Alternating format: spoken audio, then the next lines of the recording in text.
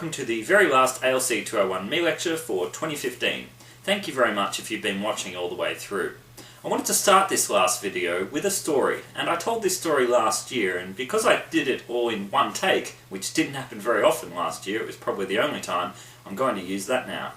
We're at the very end, and I'd like to start this video with a brief story. It takes place in the small country town of Kyneton, halfway between Bendigo and Melbourne for those who don't know, or close to Castlemaine.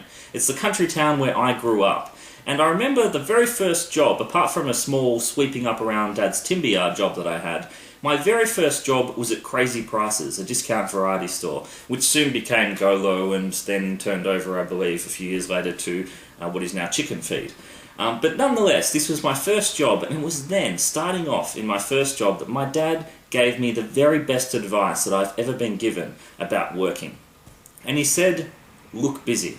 And he told this to my brother and myself. We started work at the same time. We'd just really reached the age where we were legally allowed to work. He said, look busy. And we had to interpret that in whatever way we wanted to, I guess. I don't remember how many specifics he gave us. But we figured out pretty quickly that looking busy meant being busy. Impressing that the people that you're working for really is not just about appearances, it's actually about practices.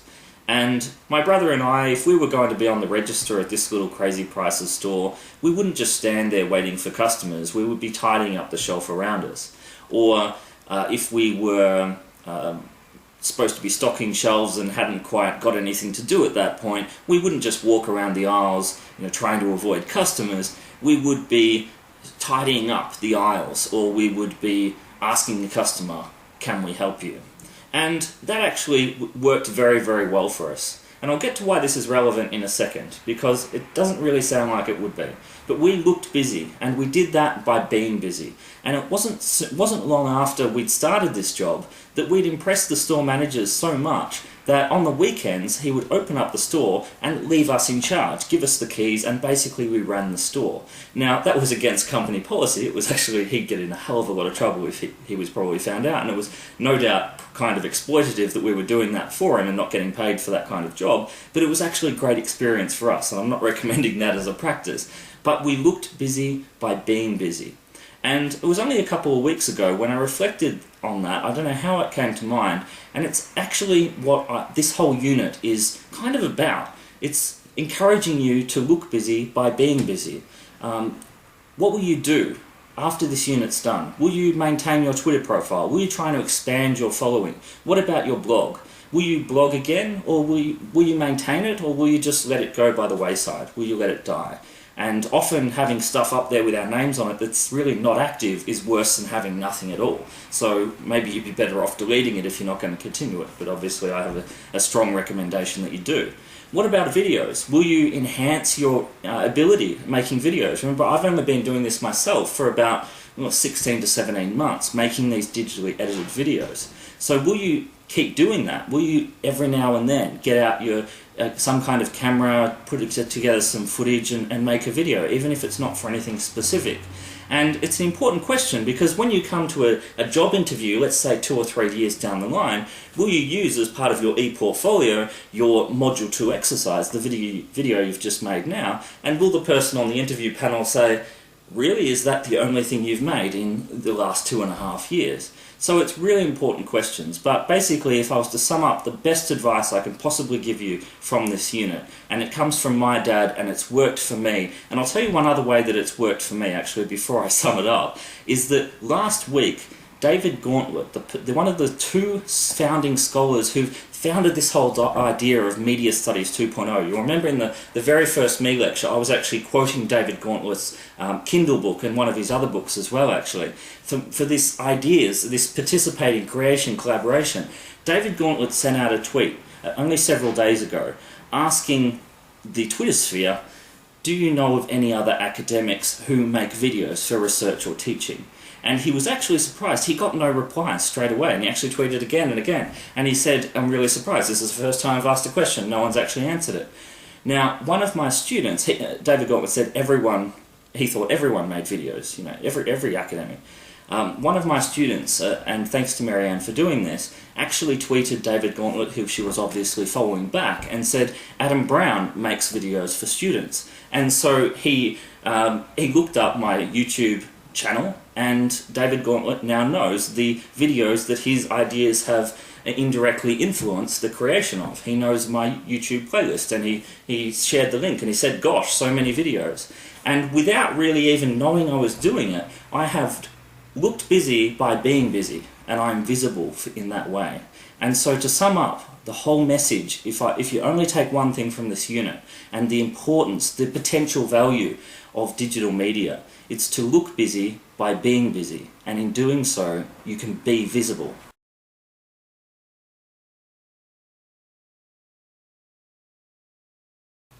Before I move on with this video, I wanted to ask everyone a favour.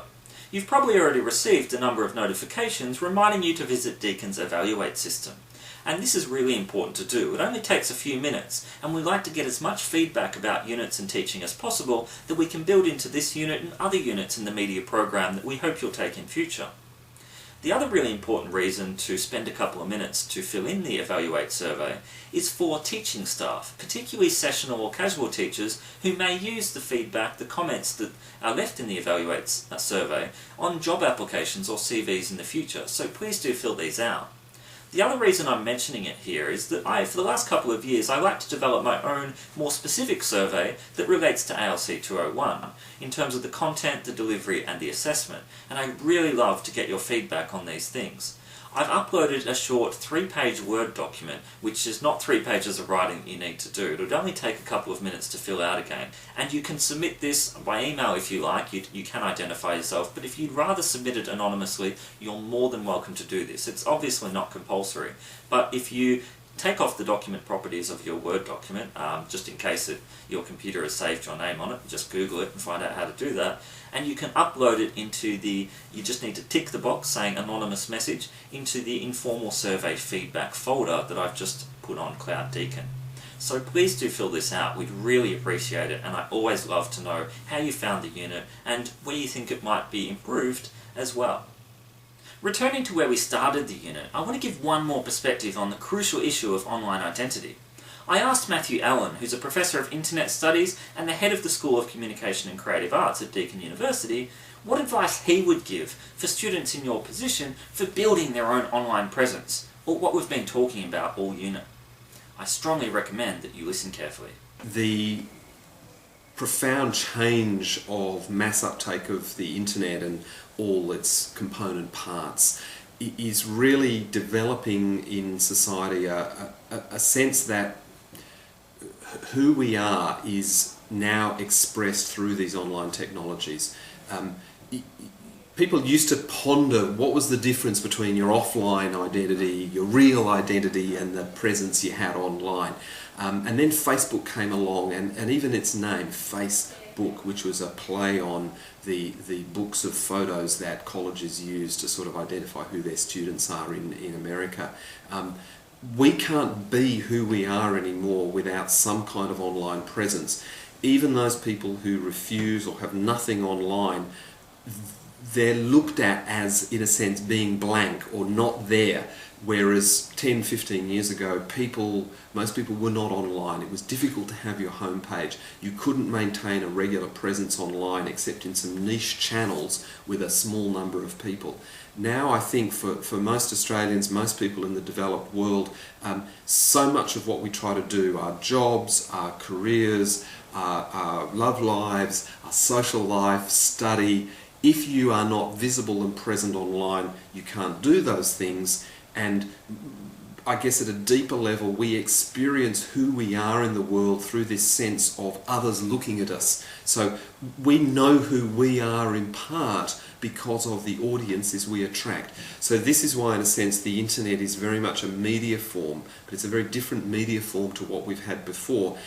So mostly for a long time, media was films and radio and television and newspapers, and it was a small number of people producing content for a lot of people to read. We experienced ourselves as an audience reading or viewing or listening.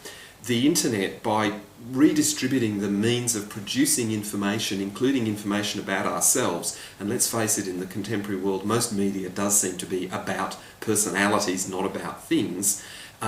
Now we are experiencing ourselves not so much as an audience, but as the product itself. And I think we can see the development of interest in and the number of shows on television that attract large viewings, which are about celebrities or about talent shows or similar things. These are paralleling this move where the person is now the media product, and we experience ourselves and who we are as, if you like, the producers of ourselves, and then turn around and we are the audiences for others like ourselves. What advice would you give for current students in relation to how they construct themselves online? I think that the first thing to realise is that when you are studying to work in the media industries, you are in what you might call a temporary third zone. You're somewhere between the kind of controlled anonymity of childhood and youth and school and the kind of much more open play of, if you like, adult working life. The zone in between is both a place to play around with your identity formation online, but to probably do it with a stronger sense of where you're going rather than where you've been. So one of the things that we have done in other courses around internet communications and online media is to actually get people in first year to play with their identities, and then in the second year of their course start to establish their online presence, their online portfolio. That will be the kind of thing that gets them work in future. To, in a sense, bifurcate your private self, which you might tend to pursue through Facebook, Twitter perhaps, and then set up a clear professional identity, and perhaps try to keep those two things apart. Don't use similar usernames, don't cross-link between them, because you're never quite sure how something in your private life might then cross over negatively into your public persona. And in a way, this challenge, this what do I do? How do I have a career in media when so much of media is now about online, and yet my personal life is visible to many people online? That uncertainty of not knowing what to do tells us something really profound about the impact of digital technologies on society. We've thrown all the pieces up in the air in the last 20 years, and they haven't come down into a settled pattern yet. Just as we look at doctors in society and think that's a very stable profession and that's never changed, and we all know what it means to be a doctor and we know how to get there and what it means, and I wish I'd got into medicine, or thank God I didn't get into medicine. A couple of hundred years ago, doctors, they were like barbers, and they were pretty dangerous people to be around. They'd probably kill you more than save you. And it's really only since the early 19th century, so perhaps about 200 years, that doctoring has moved from being something a bit on the edge, where no one really knew what it meant to be a doctor, to being a profession with that stability. So the current uncertainty that you face in thinking, how do I as a student prepare for work in the media fields, it can be challenging, but it also tells you something about your capacity to grasp that future and create the kind of presence which, in a sense, employers will look at and say, we have to employ this person. So probably the key thing is to show skills, your digital literacy, visual abilities, not just words, and your sophistication in keeping separate the private, personal use of the internet from what you do professionally. That, more than anything, will recommend you as someone worth employing. Many thanks to Matt for giving up his time. Did you want to add anything?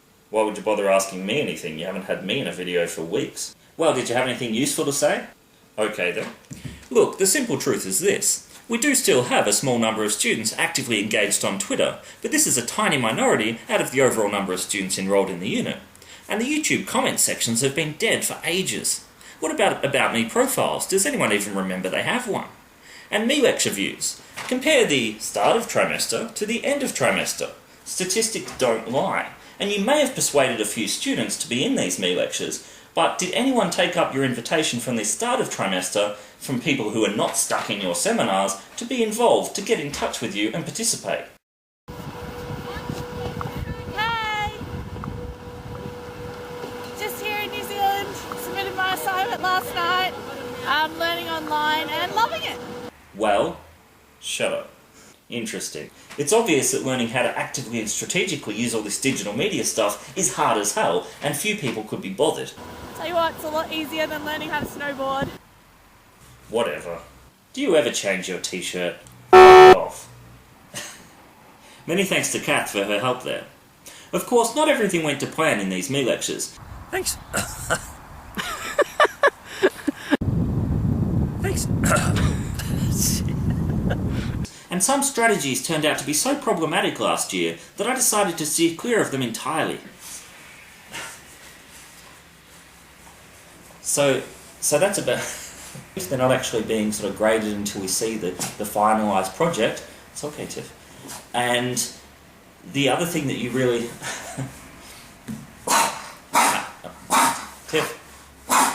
Tiffany. It's alright.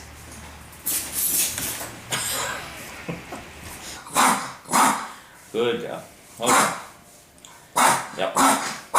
And I strongly encourage you to move forward with that process at the rate that the group has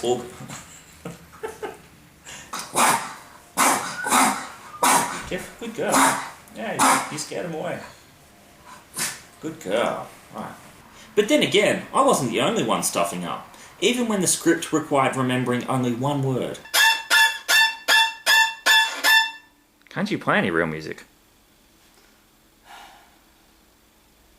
Shut up. Do you want to try that once more? You couldn't remember, shut up! That's so going to be in an outtakes. I will use an outtakes. Bastard.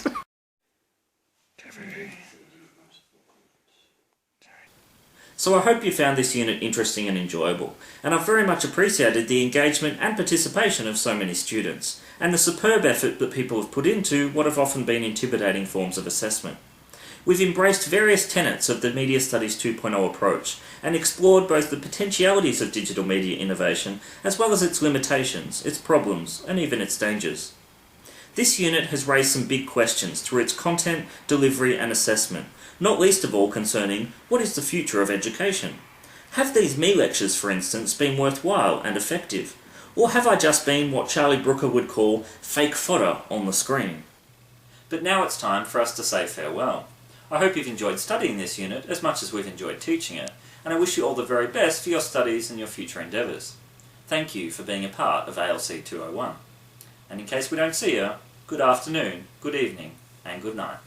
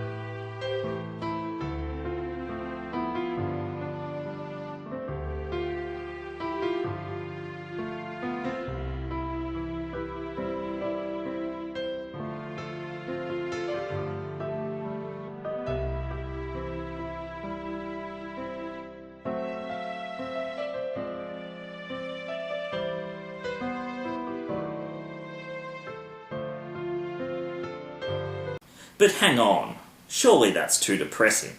We haven't really lost all that much with the rise of digital media, have we? Surely we've gained as much as we've lost. I leave that question to you. But for the sake of not going out on a depressing note, which I'm probably not supposed to do, let's have a happier ending, no matter how artificial it might now seem. And hopefully this multifaceted ending provides a sense of ambiguity, as it's this ambiguity that you're going to have to live with in the years ahead.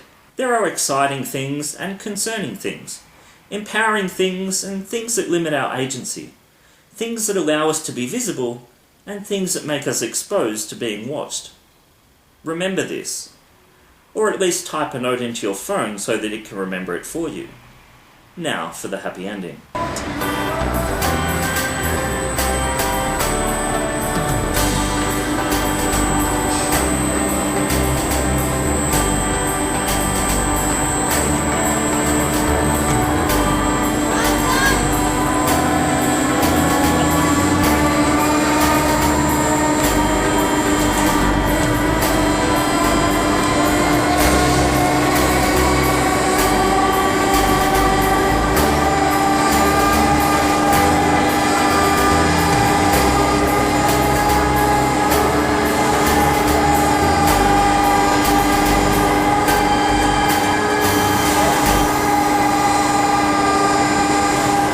That's the end. Goodbye.